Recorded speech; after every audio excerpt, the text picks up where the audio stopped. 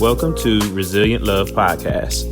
Join hosts Quinton and Breonna as they discuss tips on love, life, and business. Let's get into this next episode.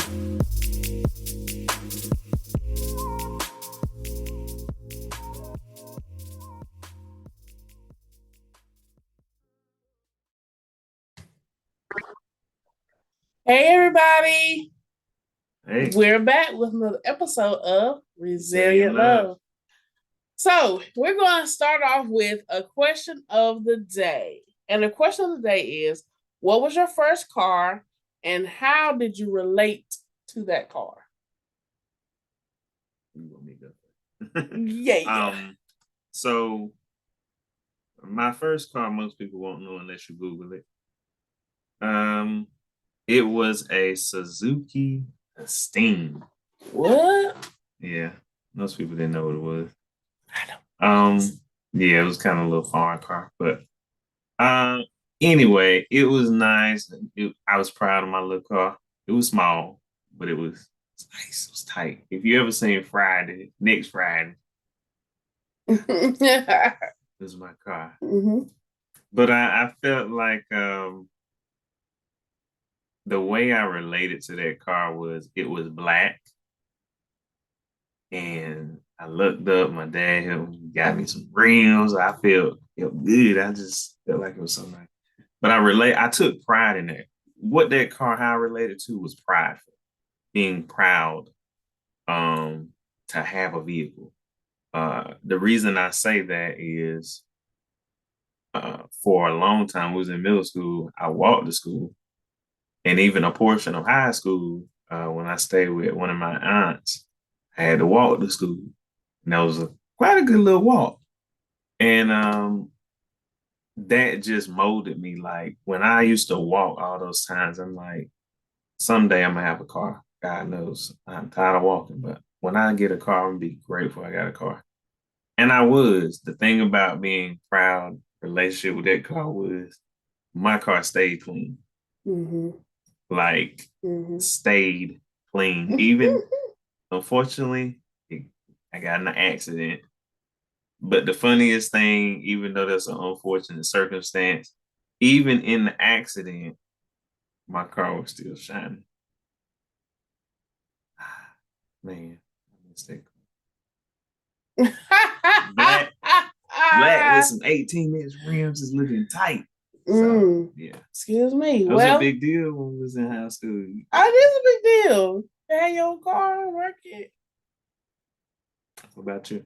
Well, my first car was a Ford Runner, white. It was nice. Ooh, it was nice. I know it was nice, y'all. I was looking at her car low key. It was nice. I actually got into my first accident with the Ford Runner. And first car going, but it was nice. And it was a humbling experience. That accident, my niece was with me and we were both fine. We both came out of it fine. With the help of the Lord, because if you saw it, you would say, huh? But God is good. I'm just gonna say it. I did not do as well. The word says steward or take care of. I did not. Quinton shared with you guys that he, watched it and his daddy did this to it and he kept upkeep. I mean, from the day my dad allowed me to drive it to, of course, the accident, I, did the protocol, vacuuming out gas, but I just did not fully see the value of what I had. You know what I mean? And it's not to try to, as he said, not to try to hype it up, but I was proud. I mean, I did not take heed to what I was given. There were students, our classmates, who, wanted to drive, but due to circumstances, they could not get a car, or the car was, they had to do certain things to get a car, et cetera, et cetera. But my dad was like, hey, here's the car. You know what I'm saying? And so I could have been a better steward. So that really humbled me. And I just learned a valuable lesson about being mindful of, driving maneuvers and everything like that. So like I do really take heed to how I flow. So when y'all see me driving this Camry, I love white cars, first of all. Everything I've had was white except for the 87 pickup. That was blue. But nonetheless, you guys see, I love my blue and white Z5. So, but at the end of the day, I definitely thank God for my parents because they have helped me, in multiple ways. But specifically with that very first car, it was a nice car. And my dad actually, went out of his way for that car. You get what I'm saying? So just a humbling experience. And I'm thankful. And it just really showed me, how your parents invested in you. Because your daddy invested in you with the rims and the funny thing all about of that. it is my story of responsibility was tough. Most kids are put on their parents' insurance. That wasn't the case for me. I ended up having to pay my own insurance. I remember to the cent of what it was. It was $248. And anybody that know, when you in high school, $10 is a lot. So $248, I'm like, bruh, I ain't gonna get that. And so it was just like it really made me, and I'm pretty sure you, both of us, a better driver, more alert, just more aware of what we were doing. Even and I'll just share a tidbit after this, just sharing after that situation, my dad was gracious enough to let me drive again. But I had to drive his SUV, which happened to be a daggone long Suburban. And if you know in high school, if you ain't got it, like even I did little work. I work with my dad sometime, but money is tight. Like you gotta make, if you get a 50, you gotta make it stretch. So you can't make a 50 stretch but so much in a Suburban in high school. Mm-hmm. So I was going school, home, school, home. I might can do one special trip. But it got to be on the way home. It got to be on the way home. One special trip on the weekend, one. And we got to know where we going. That's it. It ain't no extra stops. Yeah. That's it. That's it. So yeah, that it was very, like you said, humbling because I had to come out of my pocket deep. For sure. Yeah, so we're going to take a break and hear from one of our sponsors. Today I want to talk about a life asset tool and a financial tool. Yes, life insurance. Life insurance can be one of the most beneficial tools you can have in your tool belt. It helps your family not be in financial distress in your absence. And it also can be used as a financial tool. So today, go ahead and check out Policy Genius to go ahead and add this as an asset to your life and a tool to be in your tool belt for when times shift that you are prepared.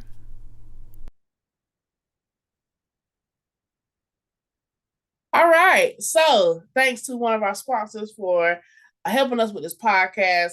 Listen, when you guys support our sponsors, you're supporting this podcast. So be sure to check out the links in our description. So let's get into the main topic. Black Friday is on the way. Actually, Black Friday is today. When you're listening to this episode, Black Friday is today. So I know some of y'all are probably shopping today. But we wanted to kind of bring up a topic of how to spend $1,000 in a day. Yeah. How to spend $1,000 in a day. How you doing it? Because if you're buying all these discounted items, it's probably still going to add up. Well, let's know also that in 2022, $1,000 ain't hard. Mm-mm. Maybe in 99, it would have been like. Maybe in 99, yeah. We showing our age a little bit. Yeah, 90s kids. 90s. But seriously, Black Friday. I want to know from the audience. Drop it in the comments. Send us an inbox of when you hear this episode. What do you feel? How do you feel about just Black Friday overall? Is it overrated? Of course, it is. Talk about it. It took me a long time to figure out how overrated it was. You know, growing up in a culture that was the norm after Thanksgiving for us. Like we again, 90s kids, a lot of things were different for us. Like usually Thanksgiving was on a Thursday, like it usually is still now, because however that happened. But it's usually on a Thursday. So you knew that you kind of knew how the flow of the next 2 days would go on Wednesday, period. Yep. So you knew Thursday by between 12 and 2 o'clock, we were going to eat. A lot of family over, or you going over other family members' house. Everybody going to kind of sit around, eat, mingle, blah, blah, blah. If your family play games, you're going to play games for a while. We're going to probably close it out maybe about no later than 6:30. Right. If we at our house and people not leaving, we just going to sit around, lounge around, go to sleep, wake back up, eat again. And just repeat the cycle until they go home. Yes. So, but then we know we got to get a little shut eye just for a little bit. Sometimes we would be bold and not even go to sleep. Bold, man, my jammas. And we would be out 4 o'clock in the morning. Oh, wow. Y'all were deep. I didn't do that. Yeah. We did midnight. Really? What was midnight? In the last couple of years. Oh, yeah. I'm saying before the old school. The old school. Oh, that wasn't me. 3:30. No, I was the 6 a.m. person. I probably missed the worms. Yeah, we caught it all. Anything we wanted. You caught all the smoke. Well, it was, but you know what? I have to say, it wasn't as bad back then as far as, like, we live in a very aggressive dog eat dog. Yeah. It was still a level of deeper care and consideration for people. Like, if you're getting something, we'll move out your way. Or it wasn't, you still had some rough Black Fridays, but it wasn't as bad as now. Like now, it's either Amazon or I'm not going. Like, right. I have to be bored at this point to go to a physical Black Friday. But so I want to, before I go into that, I want to give y'all the history of Black Friday because my Black Friday experience was a little different. But let's go to the history of Black Friday and I'll tell you why and how my Black Friday was. So the day following Thanksgiving, this article comes from Britannica. It is actually a site that has a lot of different information about lifestyle and things of that nature. So it says the day following Thanksgiving, commonly referred to as Black Friday, has become one of the busiest shopping days of the year in the U.S. National chain stores traditionally offer limited money saving specials on a wide variety of goods in an effort to lure shoppers into stores while offering similar deals online. It is believed by many that the term Black Friday derives from the concept that businesses operate at a financial loss or are in the red until the day after Thanksgiving, when massive sales finally allow them to turn a profit or put them in the black. However, this is untrue. Now, before we dig into that explanation about what Black Friday is, my Black Friday experience was always the 6 a.m., 6 o'clock, 5 to 6 o'clock a.m. We would go to a specific store. We only had about 3 to 4 items on our agenda, and then we would go back home. Most of the time, it was like that key electronic thing that you really wanted, but you wanted it at a better rate. So you waited till Black Friday for that rate. And that was our situation. It was just like to 4 items max that we were really looking at. Mm-hmm. It wasn't like a major, the whole Christmas list is coming from Black Friday. It was really just 1 to 4 items. So that was, mine was kind of short and sweet because we just looking at one to 4 items. So back to the description. A more accurate explanation of the term dates back to the early 1960s when police officers in Philadelphia began using the phrase Black Friday to describe the chaos that resulted when large numbers of suburban tourists came into a city to begin their holiday shopping and, in some years, attend Saturday's annual Army-Navy football game. The huge crowds created a headache for the police, who worked longer shifts than usual, which they had to deal with traffic jams, accidents, shoplifting, and other issues. Within a few years, the term Black Friday has taken root in Philadelphia. City merchants attempted to make a prettier face, for that day by calling it Black Friday. The phrase Black Friday, to signify a positive boost in retail sales, didn't grow nationwide until the late 1980s, when merchants started to spread the red to Black profit narrative. Black Friday was described as the day stores began to turn a profit for the year and as the biggest shopping day in the United States. In truth, most stores saw their largest sales on the Saturday before Christmas. And of course, we know how Black Friday has shifted. But that, for me, changes the game. Yeah. Philadelphia were the originators of this title, Black Friday. And being that I spent a lot of time when I was little in Philly, Mm-hmm. I'll just talk a little slang. I know how Philly get down.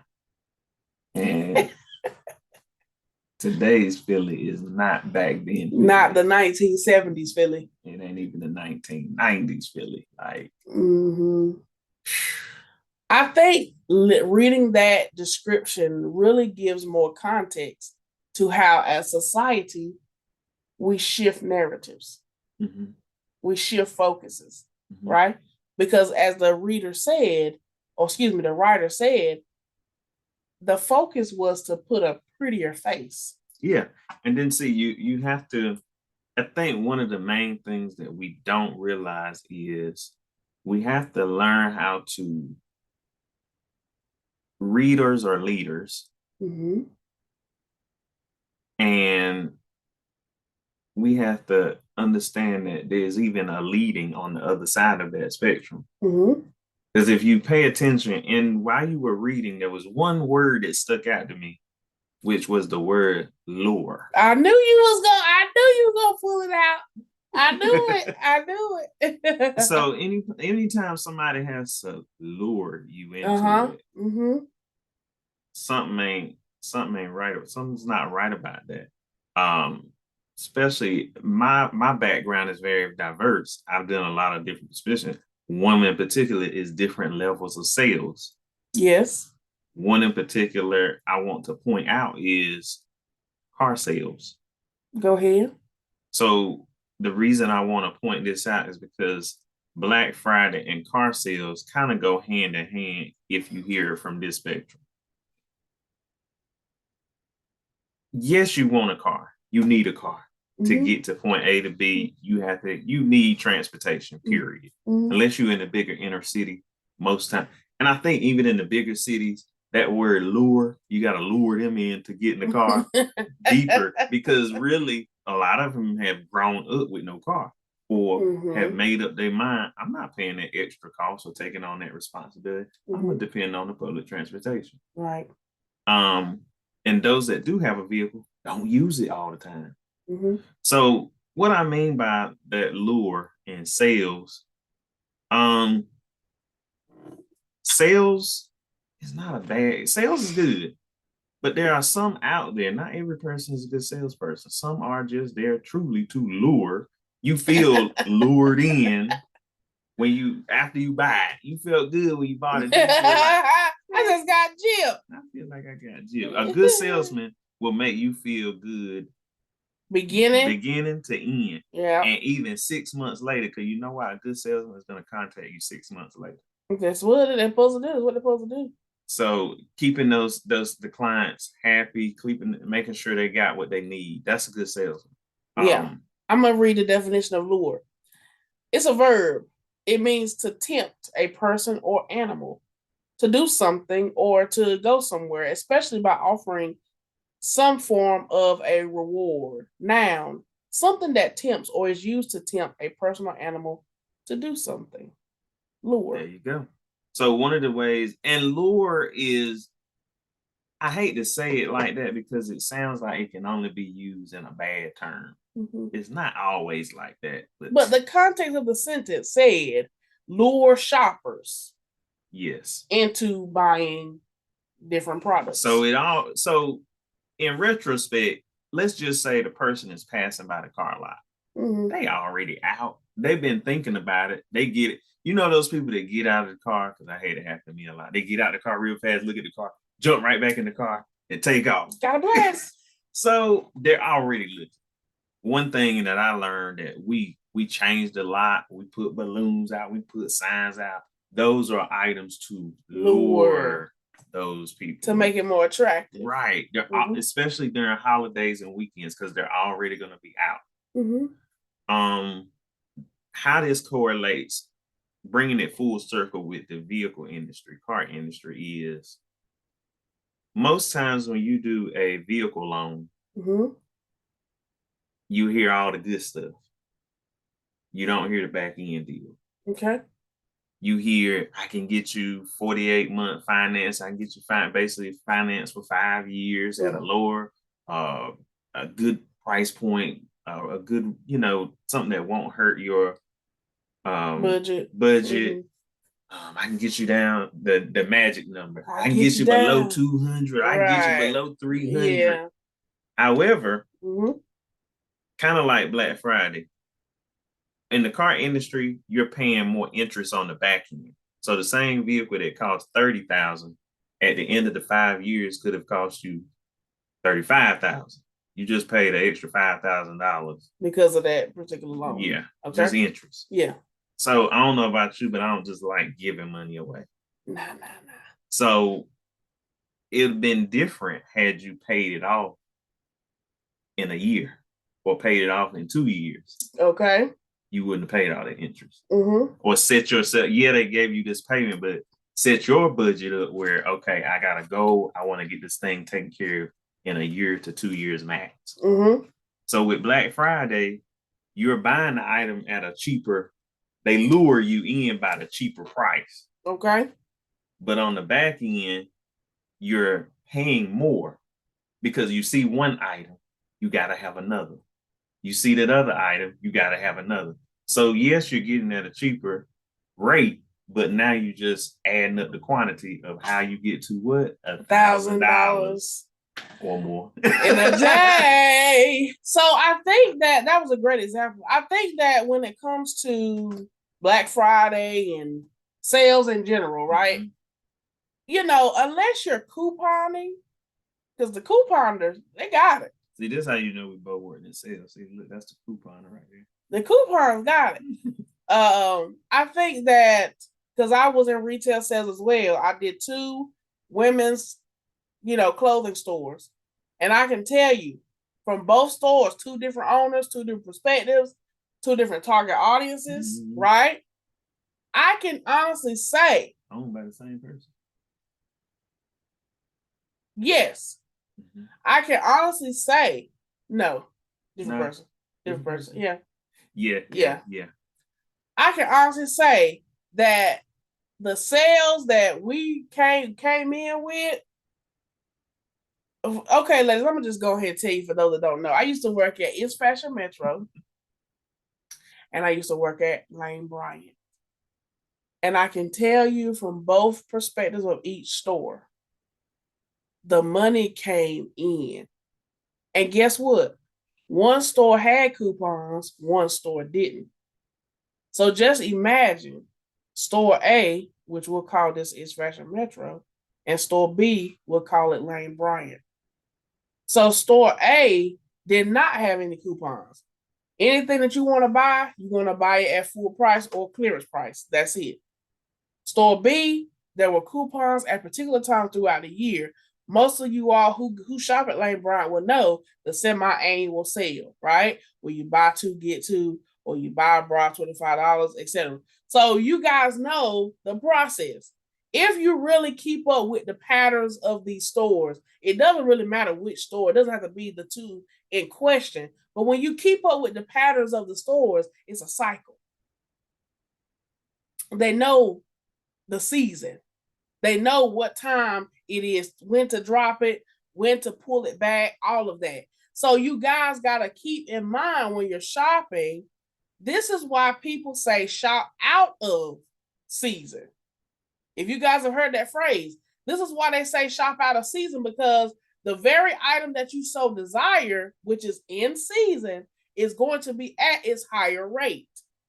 Whereas when you shop for that desired item out of season, it's definitely going to be a low rate. Case in point, I went shopping recently, and there was this particular item I wanted, and at face value, its price was like close to $30 for this item in season, right?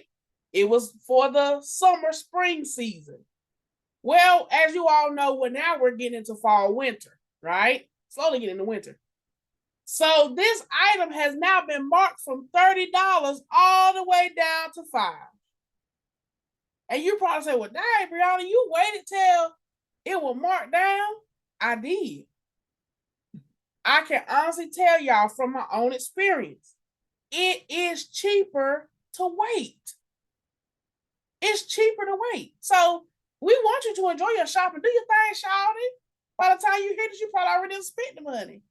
But what our point is, just as an FYI, a point of consideration, shop out of season. Shop out of season and see what it does for you. What about you with your retail experience, especially having, your tenure that you had at that particular place? Mm-hmm. Do you feel like you actually saw a price shift when you shopped out of season? Yeah, definitely.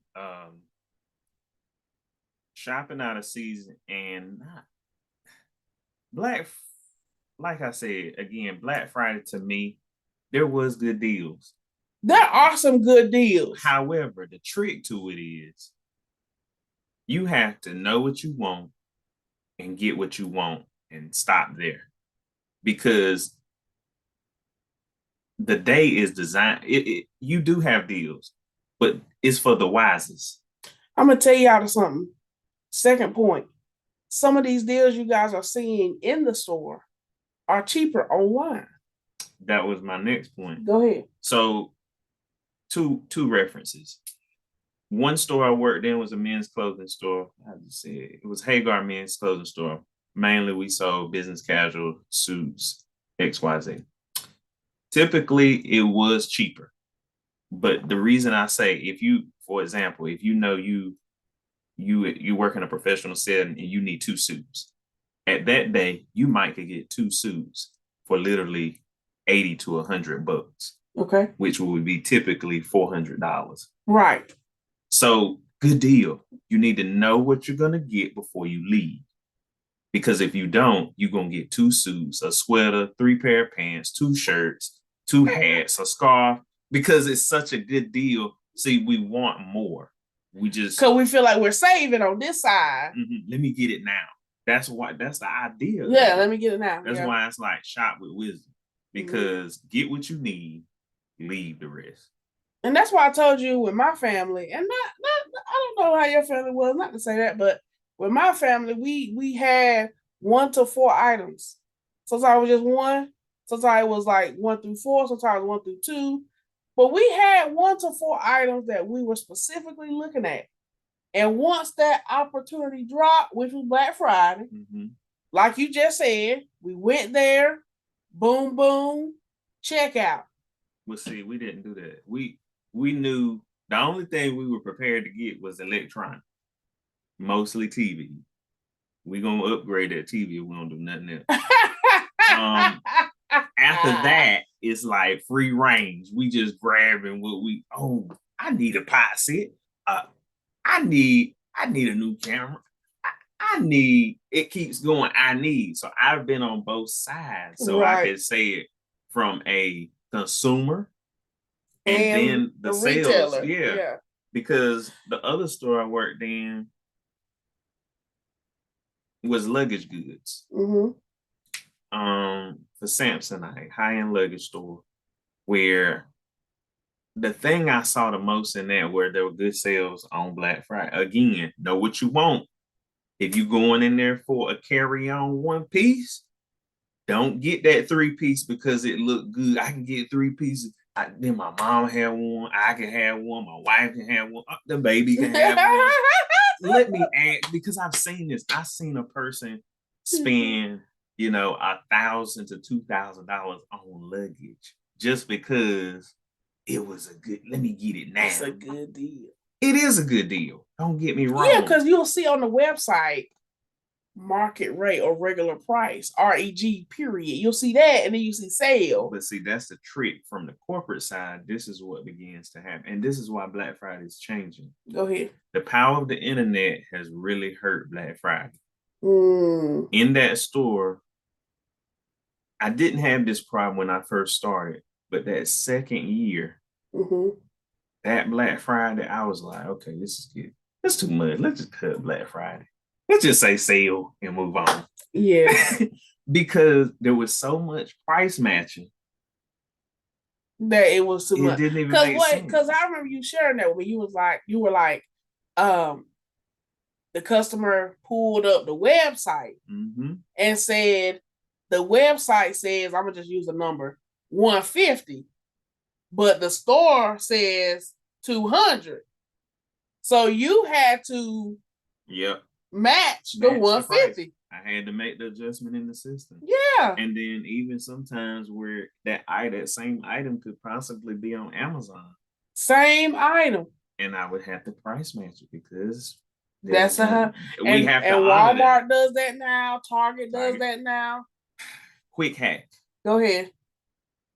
When it comes to Target and you see books, you check. I'm a person, when I look at books, I like to be able to physically touch it. Yes. Let me look at what the chapters look like. Okay, it might be worth it. So I'm a true budget person. I'm gonna scan, use the Target app or Walmart, scan that book. That book is gonna come up probably a couple bucks cheaper, if not 50% off. Right. Show that to the person, they have to change it because they have to honor that price, even though it's online. It may say $20, it may be a $20 book, but it may say $12 online. So, okay, give me that book for 12, please. Thank you very much. Just got a book like that. So I mean, hey, he tested it, so he knows. And that's the other thing. You have to test your market, test those markets. Be informed before you go in the store. Yes, be an informed shopper. Just like we say, be an informed voter. Be an informed shopper. But the other thing about that is, I think, just switching gears, the thing about the $1,000 a day or $1,000 in a day that we really wanted to hit was, most times there's so much money made just by children alone. Shopping, most people are shopping with kids, whether it's a 2-parent home or a single parent. And a single parent home usually is more shopping because they feel like they have to overcompensate. So it's easy to reach $1,000. The only thing I say is do it wisely. And $1,000 can become two can become three, and before you know it, you are over 2 times your monthly budget in bills in one store. It's just sometimes it's just not worth it. Yeah. Not to show that your care, your love should not be equated just by a gift. That's it. Or a dollar amount. I think that's something culturally we have associated. Like for me, I got socks for the longest. Now, don't get me wrong, from my great grandmother. So gave me socks a lot, but I appreciated those socks. Now I did get tired in the season. When you're younger, you don't appreciate you kind of like we were watching something the other night, and it was like, I know what you're gonna do this year, same birthday. Right. So every time I open, I'm like, socks. But when you I was like, Now this is obviously high school years. yeah. After high school, you think differently, but during high school years. Yeah, you looking for something. I need some shoes. If you're gonna get me this out, get me the Adidas socks or the Nike socks. It's gonna match my shoes. So, because everything when you're in high school, everything is about the brand name. Yeah. Everything is about appeal. How do you look? It was for us. Yeah. That was very high on the radar. If you wasn't right, what was the brand type? Was it matching? All of that. What was the brand that you remember? I'm gonna tell you mine. You tell me what was the brand that you remember being at the height of its success? Reebok and Adidas. Really? K-Swiss was middle school. That's true. I remember Nike Air Force One. Oh, well, that's true. That was high. Yeah, that was high. But outside of Jordan, yeah, because I remember the basketball team had a deal. Yeah. Jordans always was like, but I think one we forgot that for middle school was Feli. Nothing like the Feli shoes. With the sweat outfit, the shirt, feeling good. But that just shows you how it's easy to get caught up in $1,000 in a day just off other brands, not knowing, being uninformed, and not just not knowing the deals. There are sites that have been strategically set up to give you the deals. Yeah. You guys should check out Honey. Honey actually provides, it's actually something you can add to your Chrome browser or your phone. It's an app where it will show you price checks. So it will actually try to add coupon codes to the sites that you're using. I actually saved some money by using Honey, and I want you guys to click the link in the description box so that you can sign up for Honey today. Honey, it helps you save money. And while we're talking about retail, let me give y'all another good hack. Retail Me Not. Yay. We have used Retail Me not only for retail items, but retail items in food and just different categories. Have a lot of great coupons. Yeah, really good. I mean, you won't always get them, but it's best to try. It's best to try. Walgreens. Walgreens is a good one. Walgreens has the best coupons. Yeah. Get your photos for Christmas. Yes. Like, that's what we did. We did Christmas cards with a recent picture of us. Happy holidays. See, now y'all, we tapping into our lifestyle. Happy holidays. That's how we do. I mean, it's just different things you guys can consider. So we hope that this topic has showed you guys the history of Black Friday and how you really can spend $1,000 a day. But we want you to save $1,000 in a day by using some of the tips that we dropped in this episode. So we're going to take a brief break. When we come back, we're going to do some conversation cards. Let's take a moment and shout out a business. This is the voice of the owner of Streamline Media Agency, where we service small business owners with content creation and social media management. This podcast is produced by Streamline Media Agency. Need help? Call us. StreamlineMediaAgency.com. All right, we're back. So, Q, go ahead and choose our card.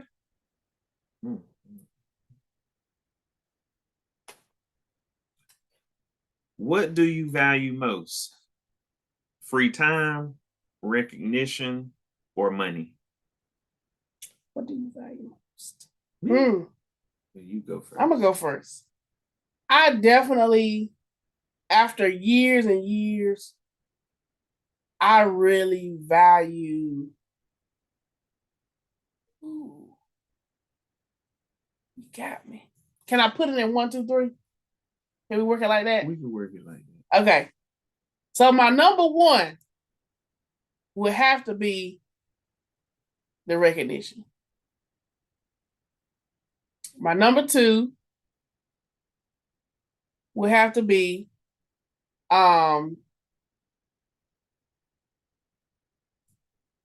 money. And number three, free time. Now, recognition, because I understand that we all do things, and the recognition for me would allow me to have exposure. And the exposure would bring forth the money, right? Because if I'm doing a good work for such and such company, I get recognized for that good work, that would actually produce more clientele, which would produce more money. So that's why money is number two. Number three is free time, because once I get the recognition, which provides me extra money, that extra money would not allow me to actually get off of the job or take a break, which would allow me to have a maximized free time. So work first, play later is where I'm going with my list. Okay. For me, I'm just gonna say free time. Only because those other things are valuable. However, free time for me is the most important, most valued. Because with time is the one thing you can't get back. So I value that the most as I've gotten older. It used to be more money. Um, Recognition, I never really, it was potato, potato. Mm-hmm. But I would say free time is my answer because I can get, if I have enough free time, I have to be disciplined to use my free time wisely and I can get the money. Um, with allocating that time, allocating that money will bring about recognition in certain spaces that I, decide to use that money in. Mm-hmm. So yeah, that's kind of free time is mine. Mm-hmm. What about you guys? How would you rate it? Or which one do you just flat out value the most? Is it free time? Is it money? Or is it recognition? Let us know in the comments down below. Okay? So, as we close out our topic today, what are your reflection moments? What is your resilient moment? Go ahead. Reflection. I would say my reflection is going to be that no matter how much you know or how much knowledge you gain in a certain area, like I said, I used to be the consumer that just buy, not even needing it. Then I, gain a different level of wisdom and shopping better, doing better habits and saving money. But never think you have learned so much that you can't fall back into those habits. So I would say always be aware using those techniques to know what you're going to buy beforehand. Mm-hmm. Those are my reflections. As far as what was the second one? Just a resilient moment. A resilient moment is, I would say, the resilience to learn how to get rid of some stuff. Like for me, clothes. Learning how to get rid of those clothes to make room for new clothes or a new style. Mm-hmm. How I dressed 10 years ago is not how I dress today. Mm-hmm. So you have to create space in your closet to grow. Mm-hmm. Create space in your home to grow. Don't hold on to everything. Get rid of some stuff so you can make room for that new thing. Good. My reflection is definitely understanding the value, right? I know our last question was about value.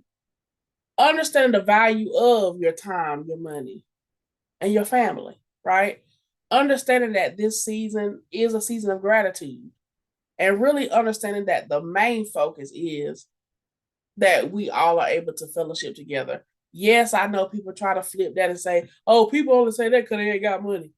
We have money, but it's just the principle of being good stewards of that money and just being grateful for the person, because I can probably buy 50 things and spend $1,000 in a day, but if I don't have my family, if I don't have that specific loved one or loved ones, it would just, money does not take away that. You see what I'm saying? Money doesn't buy that back.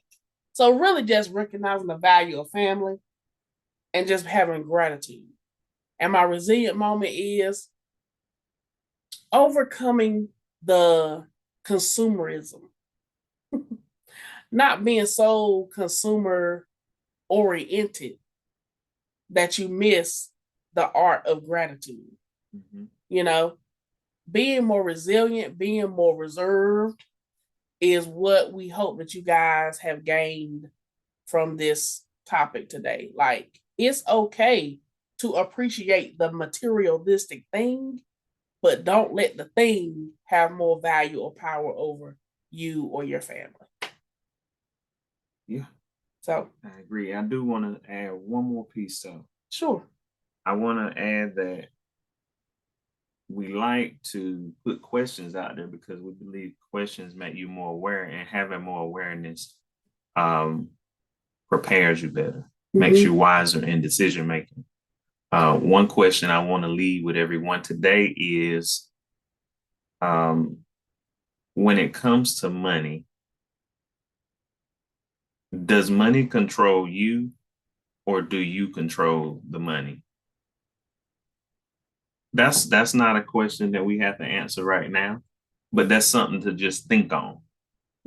Say it again. Does money control you, or do you control money?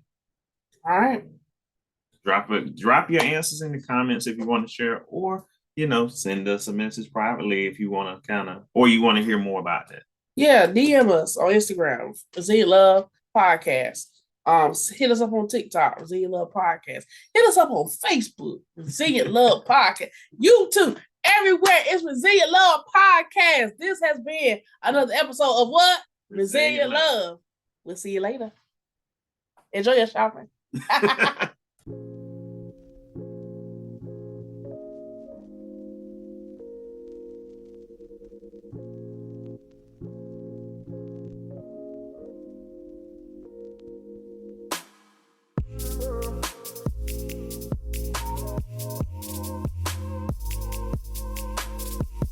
Thank you to all listeners and subscribers.